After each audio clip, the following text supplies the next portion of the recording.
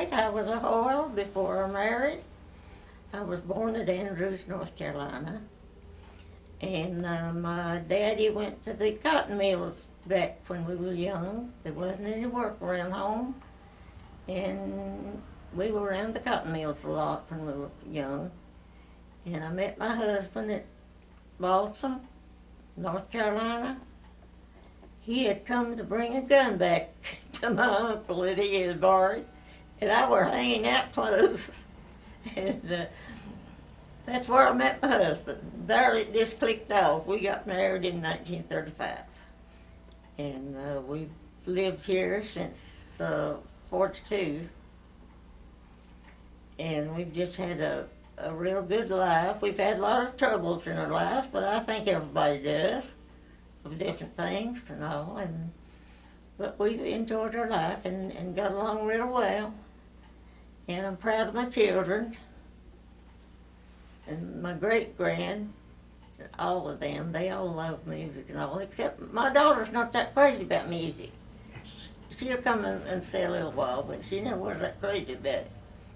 But now my granddaughter, she's really catching on to it and learning, and I hope the younger ones will too.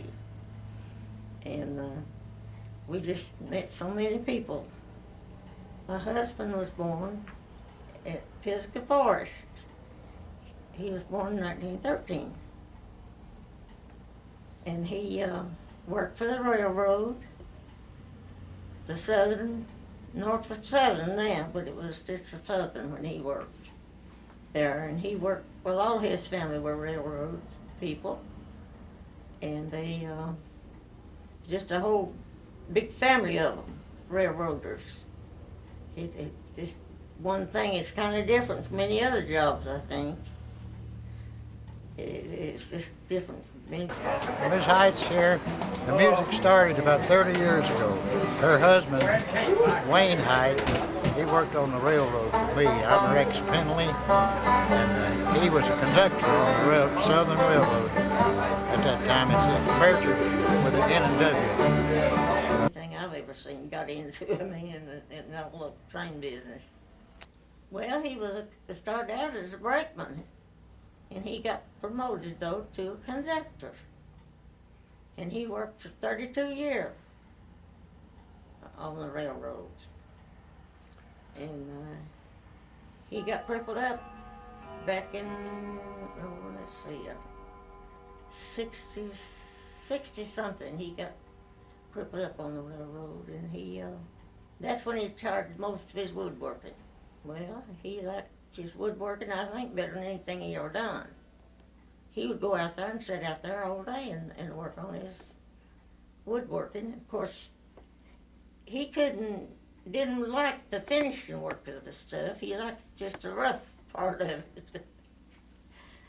Of course, I helped him out there a lot. I went out there and done a lot of sanding and stuff on the things that he made. He played the guitar all the time, but when he started building instruments, he started playing the mandolin. And that's what he played the rest of his life. His mandolins, he had two that he kept in the bedroom. He'd get up in the morning and sit on the side of the bed and play his mandolins. Yes, I didn't have too much to do with him because I was busy fixing some coffee or something like that, you know. He had his own thing going then. And after he passed away, I didn't have it for about a year. He was started right here in the living room. And they would play on weekends in the living room. And that was when he was working on a regular job. And he said, I'm going to have a date when I retire. I'm going to set a date or night to have music here. And when he retired then, well, it started out there as a carport. And it got to getting bigger and bigger, and it got to getting cold, and he said, well, I'll just fence it in and fix it so they can play inside here. So that's how that music started outside there. And he played as long as he lived. out there with them. Of course, there wasn't as many then as there are now, because all our old-time musicians are passed away. Well, Uncle Josh Graves has been here from the Grand Ole Opry. He's been here. He come by and spent the day with us one day. And they were going out to the hospital to play for the veterans. And then, of course, Tom Brokaw and them, his outfit, came here. Brian Sutton grew up here. Him and all of his family used to come here when he was a little boy. This is where he started at. He couldn't hardly hold the guitar when he was here. He's so small. And he is a great musician now. And grew up in it. And he's just great. And so is Shane Lale. He grew up here. And George Butler, he grew up here. This Brian Sutton, he was a terrific guitar player. Mark Pruitt, he started playing out here. They both went on and made famous. Brian Sutton and Mark Pruitt played the banjo. Brian Sutton, he played the guitar, the fiddle, mandolin, and those guys went on to be famous. They come back occasionally to visit with us. You know, it's like no one is excluded. Anyone can come and sit, and everyone is heard. It's not like that. You know, we want to say, well, this style of music is not acceptable, or you know, you're not playing the right music, you have to leave, or you're not playing the right instrument, you have to leave. Last week, a couple of weeks ago, we had a trumpet here, and everybody, you know, tolerated him well, and he enjoyed himself and didn't feel like, you know, he wasn't a part. The only thing that I can recall in my memory is that my grandfather, didn't want any instruments that were electrified. And so there was a time when a man brought an electric guitar here, and he was asked to leave. And that was the only thing, that's the only time that anyone was ever asked to leave. And it was just that, you know, he didn't want one instrument overpowering another. You know, we looked for the blend and the harmony of it. And I think that that's what's most important, you know, is that it is a harmonious atmosphere and the music is harmonious. So therefore, by allowing everyone to be a part, and it makes it colorful. Well, this friend of ours, he's passed away now too. He was a photographer. And he got to making pictures here, and he'd make them, and he'd say, here, now put this on the wall. Put this on the wall. And that's how that started. Our memory pictures is of our oldest musicians that had passed away. Of course, there's a few young ones on there too, but most of them are old ones. And we really miss them because they were really musicians, right? Of course, these little kids here, though, they've learned a lot from the older ones back of this. And of course, they come now and learn from the ones that's coming now. But it's really not like it was back then with the older ones.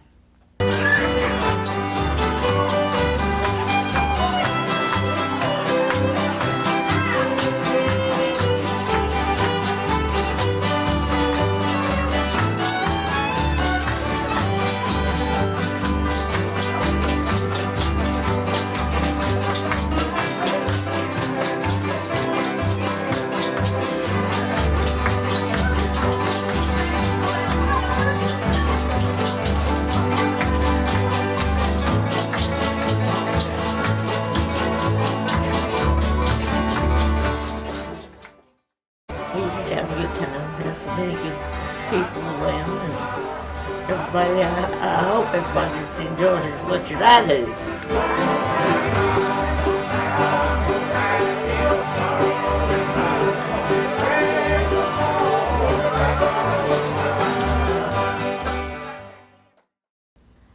Jenny Robinson. I think she's 92 or 3. But she says she's clogged all her life. She belonged to a club that danced all the time from the end of the plant. Well, she retired. And she's the oldest one, but a lot of them joined in though, and just has a good time here for dancing. And the men do too.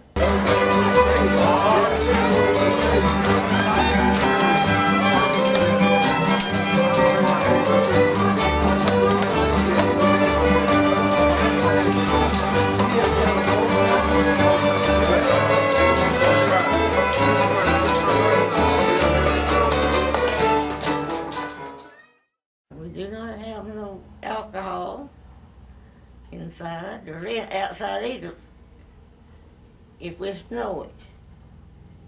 Sometimes they might slip around and drink a beer or something. I might not know it, but otherwise, that's my rules. It's nice that we have these places like this because you know there's so few places that people can go and feel safe, and it's unusual that you could have a place where a place is open to strangers and still feel safe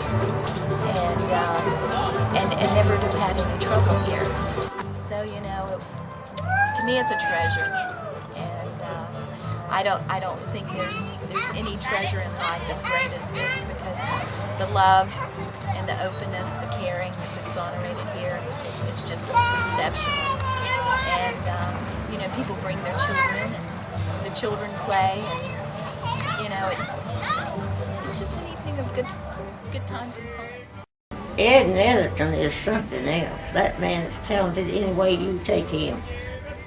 He is.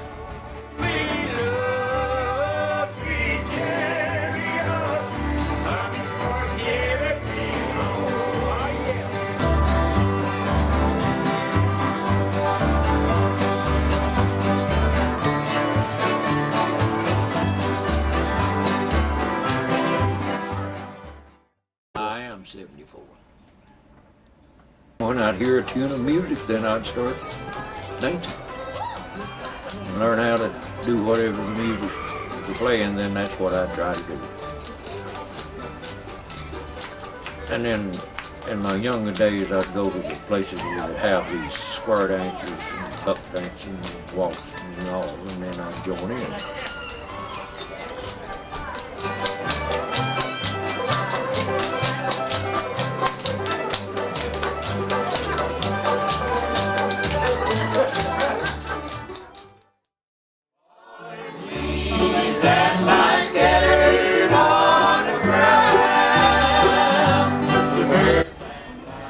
I mostly just play some rhythm with other people that plays. I don't pick out too many tunes on my own.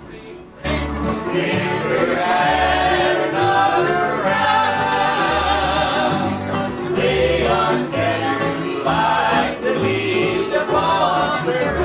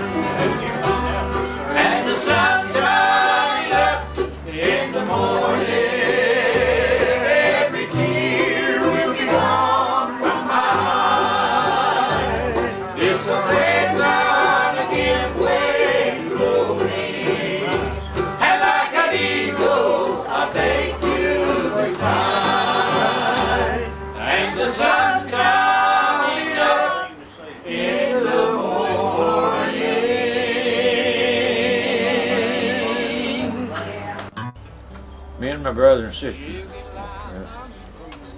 we all sang gospel most, and we traveled quite a bit singing gospel. And I guess we've sang it 200 or 300 on a little funeral. Just an Atherton family is what it was called. Now what are you gonna do when the meat's all gone, honey? What are you gonna do when the meat's all gone, babe? What are you gonna do when the meat's all gone? Sit in the corner and on the bone, honey, babe of mine. Now you get line, I'll get bold, honey. You get line, I'll get bold, babe. You get line, I'll get bold. We'll go down to the goat hole, honey, babe of mine. Now I know a girl that over the hill, honey. I know a girl that over the hill, babe. I know a girl that over the hill. She won't kiss me, boy, her sister will. Honey, oh babe of mine. Now you get line, I'll get bold. You get line, I'll get bold, babe. You get line, I'll get bold. We'll go down to the goat hole, honey, oh babe of mine. I'm gonna be singing "Consider the Lilies," which I've sang in a lot of churches, and they seem to want to hear it a whole lot, and I've sung it at quite a few funerals, and they. But there's not a king with more splendor than them. Consider the sparrow, they don't plant nor sow, but they're fed by their master, who watches them grow. We have a heavenly Father above, with eyes full of mercy and a heart full of love. Now he really cares when your head is bowed low. Consider the lilies, and then you will know.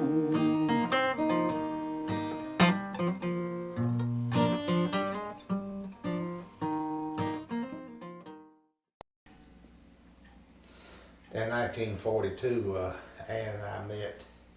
I was playing, I was just, in my teens, and I was playing with Charlie Jackson and his Melody Boys, and he ran the Hot Shot Cafeteria in Biltmore. And we was on radio program at WISC, there on College Street in a motel.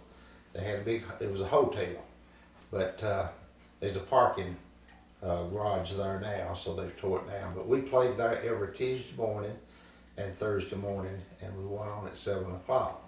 But we didn't have any singers. So Herman Fox was playing the guitar with us, and he said, I've got a cousin that can sing. And he said, let's go see if we can get her to start singing for us on of a morning. So we came down to her house, and I was in the back of a Tom's Toasted Peanut truck, and she saw me through the bars. You know how they had them little strips through, you know, and she called me a goober, you know. She married a goober, you know. But anyway, we asked her would be any way that she could sing for us on Tuesday and Thursday mornings. She said, well, I'd really like to, and she said, I work on first shift, and I'll have to go see and talk to my supervisor. So she went to the plant the next day and talked to the supervisor and said, now, they want me on the radio program from 7 to 7:30 on Tuesday and Thursday. Said, are there any way that I can make that? And he said, oh yeah. Says, you can just come in at 8 o'clock on Tuesdays and Thursdays.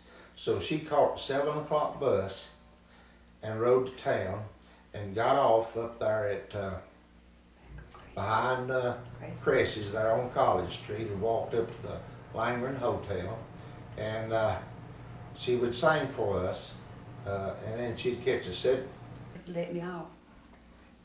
And so he said yes, and I'll let her off 2 mornings a week. So she caught the bus and came up and done the program for us, and she would yodel, and I don't believe she was singing the mule song at that time, but she was doing the yodeling, and we had a good program. There was about 8 or 9 of us, and we put on a lot of programs, and we was making a little money.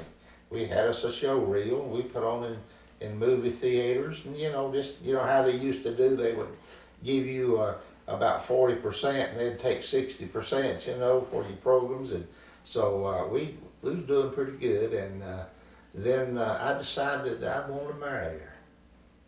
So I asked her to marry, and if I was to tell you how long we've been married, you'd pretty well figure how old she is. But we'll be married 60 years next year. So we've been together. I could have left her a lot of times, but I've stayed with her just for spite. But we've had a happy marriage, and we've been doing music about 60 years. Well, when he came down, he was in a peanut truck, toasted peanuts, Charlie Jackson solos, and he was looking at me through there, and I saw him, and he said, I'm just looking at you. I thought you looked pretty good. And I said, well, you was in a peanut truck. I thought you was a goober.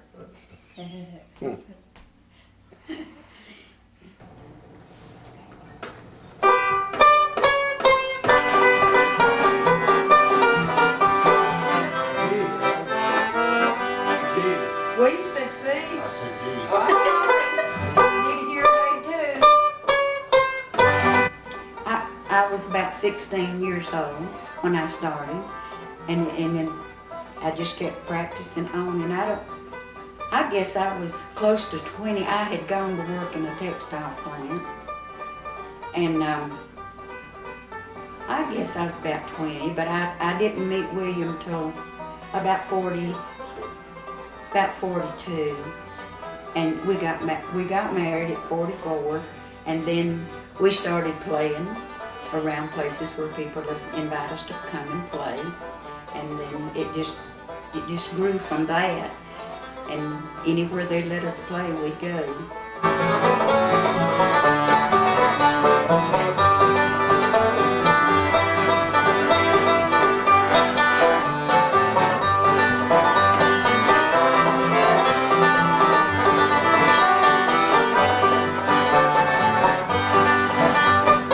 My dad had walked off and left my mom with 5 little boys and a girl, and but we had a radio, about the first radio we ever had, and then we began listening to the Grand Ole Opry, and there was singers on there that I liked, and one of them was Curly Fox and Texas Ruby.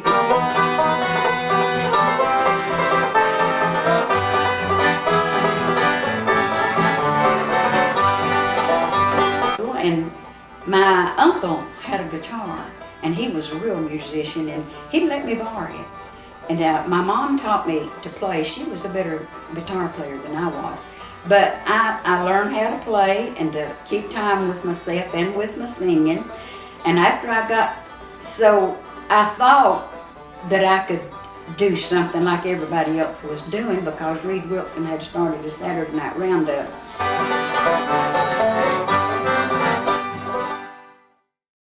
And you'd go up to the studio,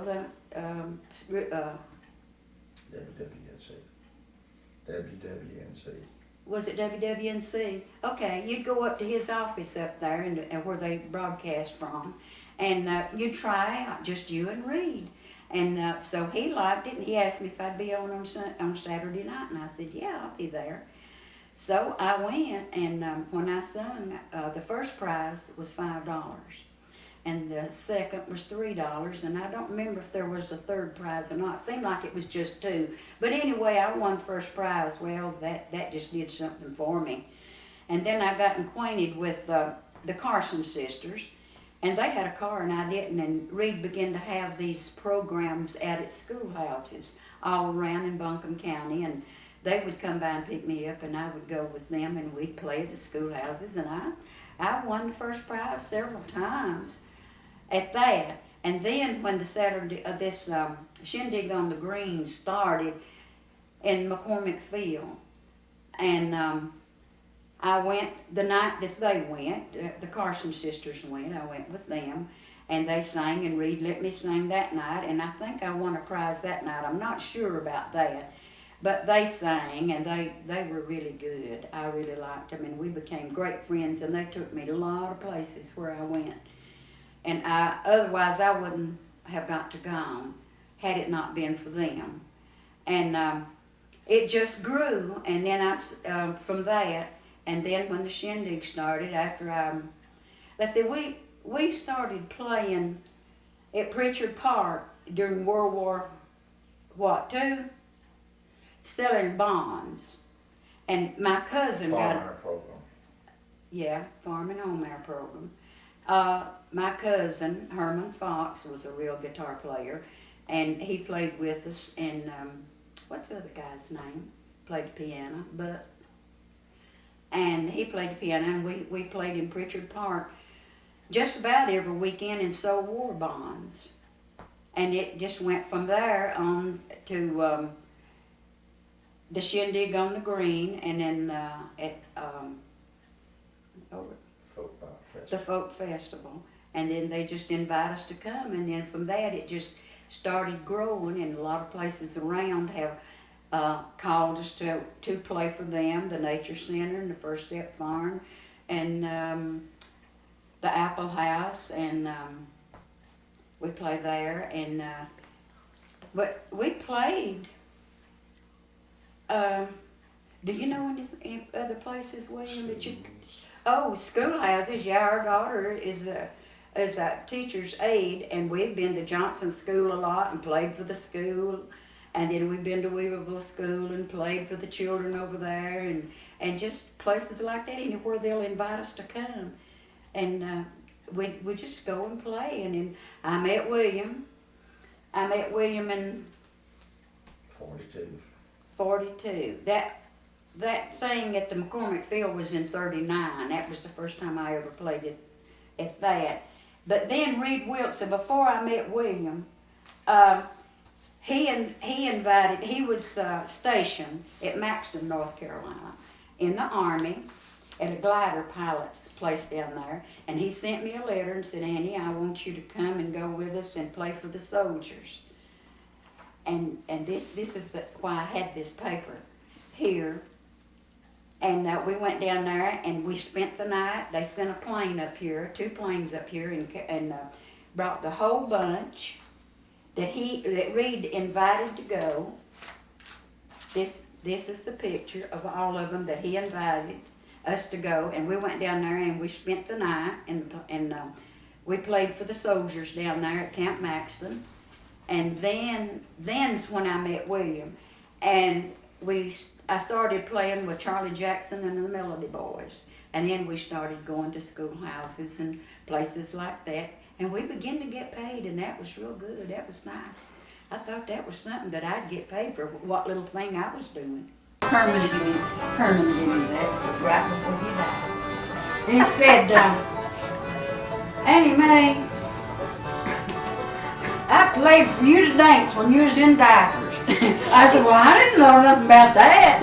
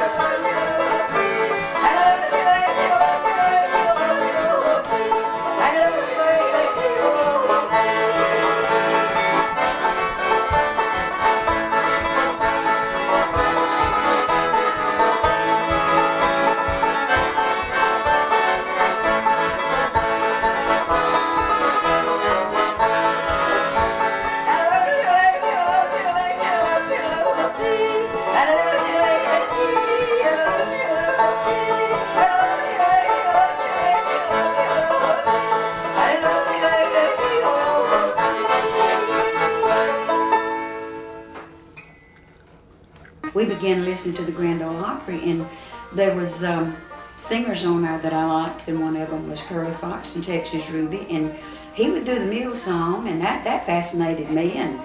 But I didn't think so much about learning it till later. Well, he take him down to the foot of a hill and hitch him to a car. He loved that mule and the mule loved him. Well, all his mulish heart, but then he'd say,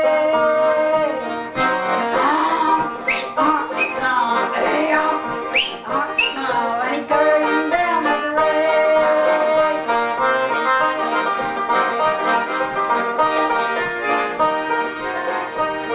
Now Johnson, he just hitched him up to try him out one day, but he kicked and fought and he played all night. Well, he took him through the day.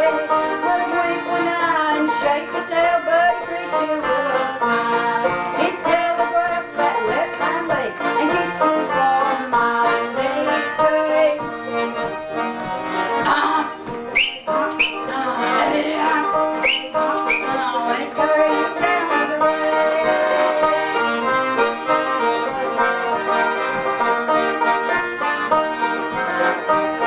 That mule chewed up some old bed quilts, also a wooden stool. Well, Johnson, he concluded then that mule, he was a fool. Now Johnson thought that old gray mule passed through a young cyclone, and you better bet that Johnson left that old gray mule alone. And then he'd say,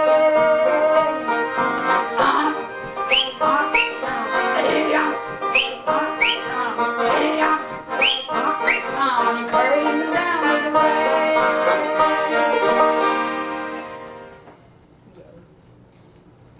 Riddle, and I'm from Spartanburg, South Carolina, and I grew up in the area. I guess, well, not right here where I live now, but about 5 miles down the road. That's where we were born and raised. Really, I was born in old Camp Wadsworth. Nobody remembers Camp Wadsworth, but that was a training camp for World War I, and that's where I was born. And and I started playing music probably, it was a very young age, I guess 12 or 13.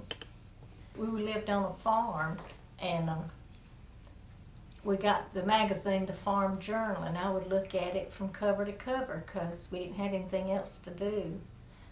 And I saw an ad where you get garden seeds and you sell them and they'll send you a guitar. So I ordered these garden seeds. It was 40 packs and at 10 cents a pack. And I sold them and I sent it in, and they sent me a Gene Autry guitar. And my dad taught me the little major chords on it. And we sat around on the front porch and played every day, every night. That's what we did.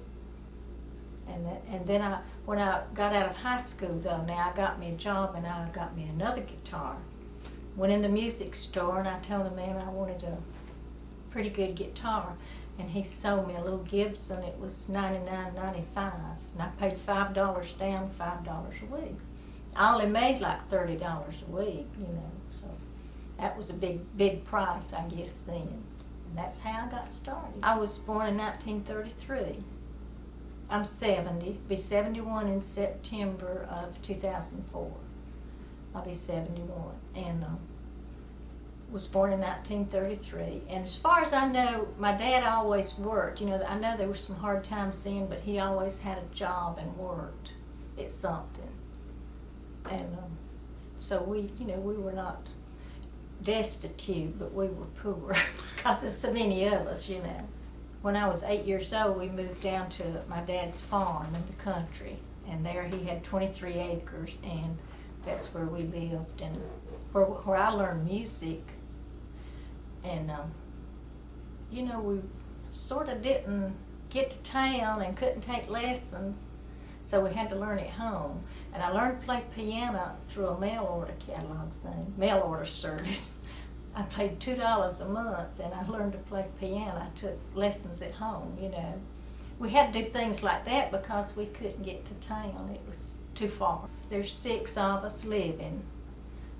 There's 2 brothers and I have 3 sisters. I only have one sister that does music. The others do not have any talent. It's zero talent. But I have one sister, her name is Dot, and we were on the radio back in 52, I believe.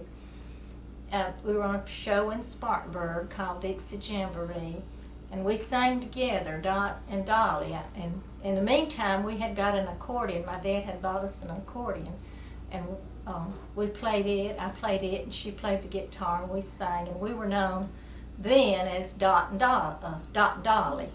My name was Dolly. That was before Dolly Parton. You know? so that's a long time ago. My name is Vernon Riddle.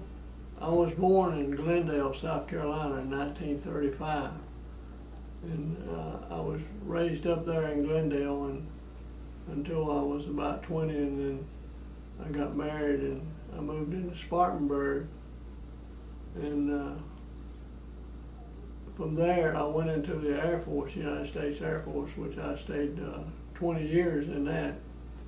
And some of my music abilities I learned there in Texas. But I'll go back on that. I started playing the guitar, the first instrument, in 1943 or 44. I was 9 years old when I started playing the guitar. And I played it up until when I was about 18, 19 years old. I listened to Roy Acuff, and I enjoyed them old songs that he sung, and I got to wanting to play a guitar.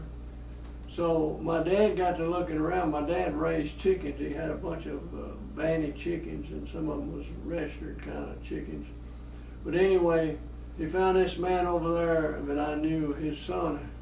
He's deceased now, but he had a guitar, and he was wanting to sell it or something. My dad traded him some chickens for the first guitar that I had. And so that's how I began to start playing. I just picked up most of everything. I learned a few chords off of some people that was already playing, and so the rest of it, I just began to put the songs with the chords, and do it. That's something you just about got to do yourself. When I was about 18, 19 years old, my first wife purchased me a violin. I had been wanting to learn to play fiddle, so she bought a violin at one of the pawn shops. And I began to learn to play on the fiddle, and then when I was 20 years old, I went into the Air Force. And after basic training in San Antonio, Texas, I went to Amarillo, Texas. Well, I loved fiddle playing, and those that played, I stayed awake a lot of nights to listen to Howard Forster, or Howdy Forster, it was his nickname. He played with Roy Acuff for years. He was a great fiddler, and I loved to hear him play. And so when I got to Texas in Amarillo, I run into Ike Roberts, and the first fiddle player to ever record in 1922. He recorded on Victor Records. And so I learned a lot of his tunes. I started out learning there. And they were similar to the way Howdy Forster played, and that's why I liked him so well. And then later on, in contests, I run into other Texas fiddle players. Texas Shorty, who was a great fiddle player, he's still living. He's probably about 60 years old. Benny Thomason, who is deceased, Major Franklin, deceased. The Solomon brothers, deceased. All these were friends of mine that I played in contests with. And so that's how I got into the fiddling. And then when I got out of the service, I came back here. I went for a year to Houston, where we did more fiddling, I guess, than I ever done in my life in Houston. I think it was in 1988, we jammed at a little TV shop in Spartanburg here, and a friend of mine went down there, and she kept telling me there's some people that comes there that was on the Dixie Jamboree, and that was the radio show we had played in 1952. Played on. So I finally went down there one night, and Vernon was there, and I recognized him. And we got together and we played tunes. Sort of didn't get together until one night. I shouldn't tell this, but one of the other ladies was gone, She was gone to a funeral, I think. And she had been singing with Vernon, and I told him, I said, well, I'll sing with you. And so we got to singing together, and that just triggered something between us there. The music, I think, brought us together. And we sort of started going to music places together and playing music. And he put my guitar strings on, which I didn't know how to do at that time. And so we got together and we just started playing music, and that's how we got the name. We normally go by the picking partners. They wouldn't say that we were dating. They said, well, that's the two picking partners. We got married here at this house in 1989, June 30th. We've been married 15 years right now. And yeah, we got married in June 30th, 1989, and went on to win some fiddling championships, and went to Asheville on our honeymoon and played at Shindig on the Green. I had been up to Asheville at the Shindig on the Green with some friends a couple years before, and then when I met Vernon, I invited him to go up in 1988, and finally he made it up there. But so he came with a friend of his, and we started playing together up there. Then we got married in 89, and we played there in 89. And we've been playing ever since, I guess.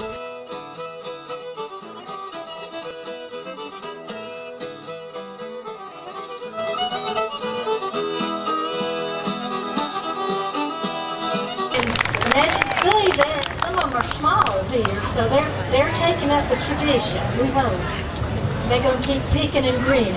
And the first number we would play at the local schools, and we played from like kindergarten age on up to junior high school, and they react good. I mean, a lot of them have never heard our type of music, which is old time music. And we went to school about a mile and a half down the road here one year and a couple of years ago, and when we got through, we said, well, do you have any questions for any of the musicians? And there's just three of us, or any of either one of us. And one little boy, he pipes up and he says, well, I don't have a question. He said, I want to talk to the gray-haired fella. Well, that has to be Vernon. And we said, well, go ahead, He said, you sure do seem pretty to be so old.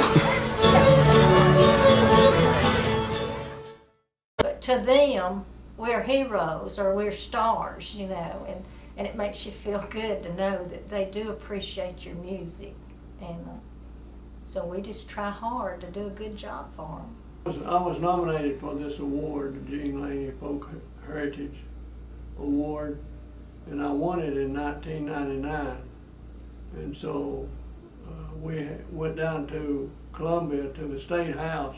Even though I played Texas music, I still play some of the old time South Carolina style fiddling, which is not that different in some cases.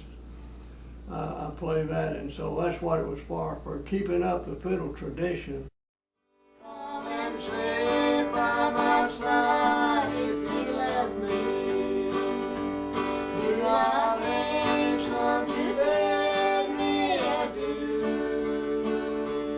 But remember the Red River Valley and the cowboy who loves you so true.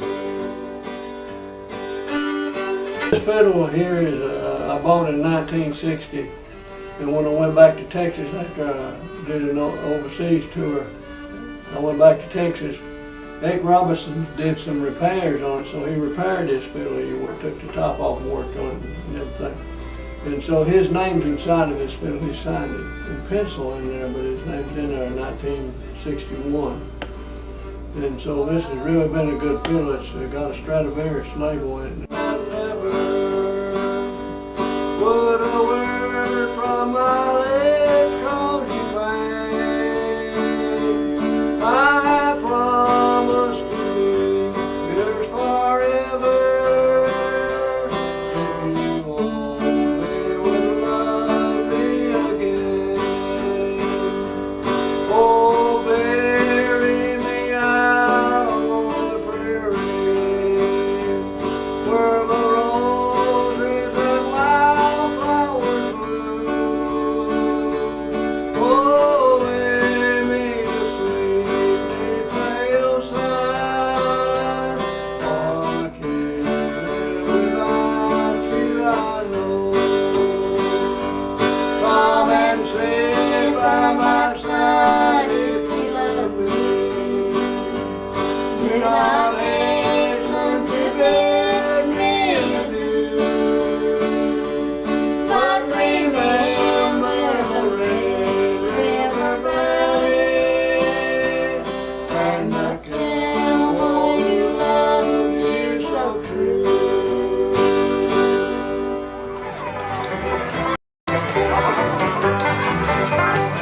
name is Elmer Chandler.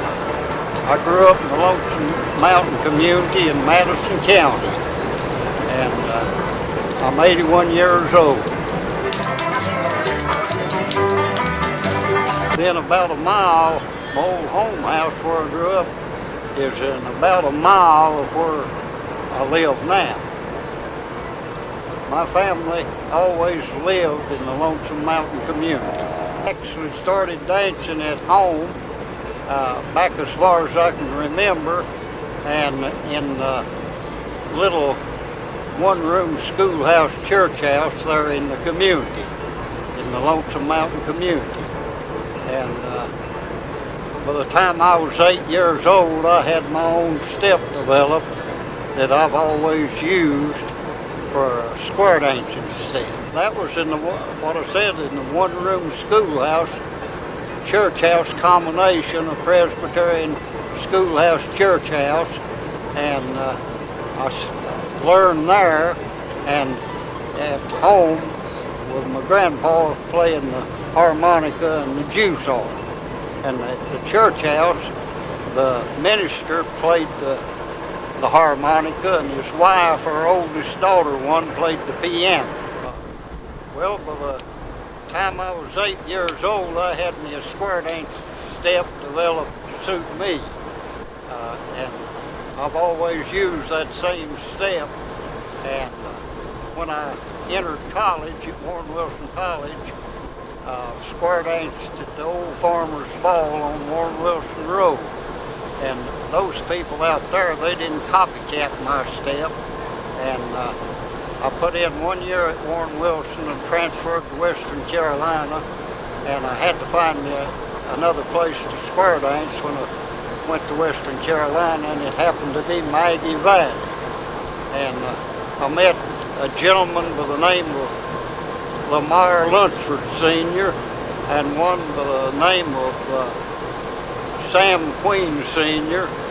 They were two of the hierarchy running the square dance at Maggie Valley. And there, in a short time, matter of 2 or 3 weeks, those people did square dance there like my step, and they all started switching to it. And going on from there, after they switched to my step, pretty soon they wanted to see if we couldn't develop something in the line of team dancing. And they asked me what I thought about it, and I said, sure we can. And they said, well, how can we meet and practice some? And I said, well, if you can arrange it to where it won't interfere with my classes at Western Carolina, I'll be glad to help you people get something going here. And so we decided we'd meet a little early the evening they had the square dance, and we'd work a few minutes before the square dance started. And so we started that, and I picked out part of the Virginia reel and part of the Appalachian square dance figures. We put together about an 8-minute set, and we didn't have a name for the step or a name for the team dance, so this is a step I developed.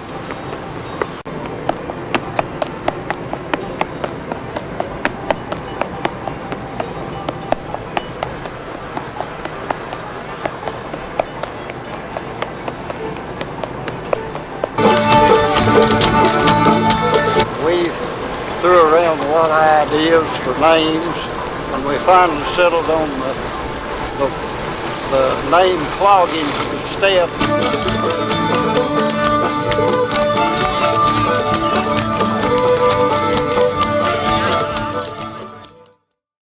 In my younger years, when I square danced or clogged, I used tabs.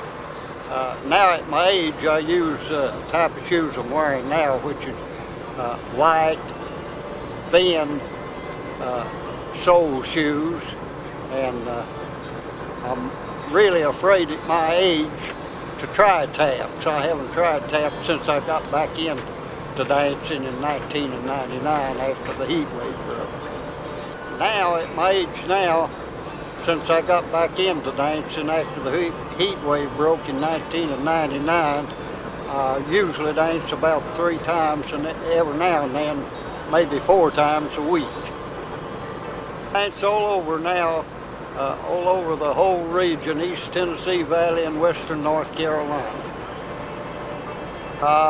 At the Shindig,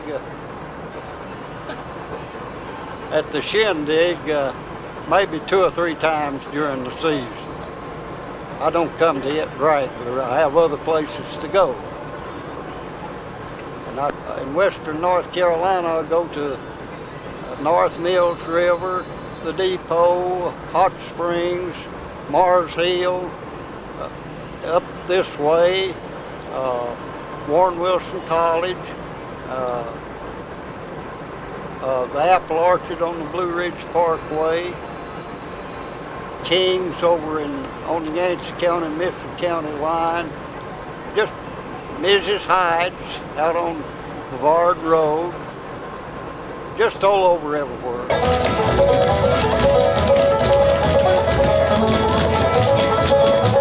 When I started teaching school in Madison County, the first year I taught, right at the beginning of school, Bascom Lamar Lunsford came to the school and said he wanted to start a festival. He said he could get the old city auditorium here in Asheville to have the festival, and wanted to know if he could get me to help him start the festival and help him with it. I told him I'd be glad to, that I wanted to see Appalachian music and dance survive. And he said, well, when do you think we can get ready to start? And I said, if we get around, he asked me first of how I thought we ought to start. I said, well, I'd start in the school with school children, and explain to him why, that they were young and they were the future. They'd keep Appalachian music and dance still alive and going well after both of us passed on. And he said, I'll agree with that, I'll go along with you. He said, when do you think we could get started? I told him, I said, well, if we get started right now, I think we could be ready for the first weekend in October. And I said, we'll have to get around and find us some schools that will participate. And so we did, got us some schools lined up, and I trained me a group there in the school where I taught. I took them and to the festival, and the only people that come close to my group was Valley Springs. Valley Springs tied us that first year. From that point on, I took first place over all the other schools. And Bascom Lamar, we decided on calling it the Bascom Lamar Lunsford Youth. So it survived in the old city auditorium for 14 years. And then later on, 14 years later, they decided they'd move to Mars Hill College. And they moved to Mars Hill College in September 1968.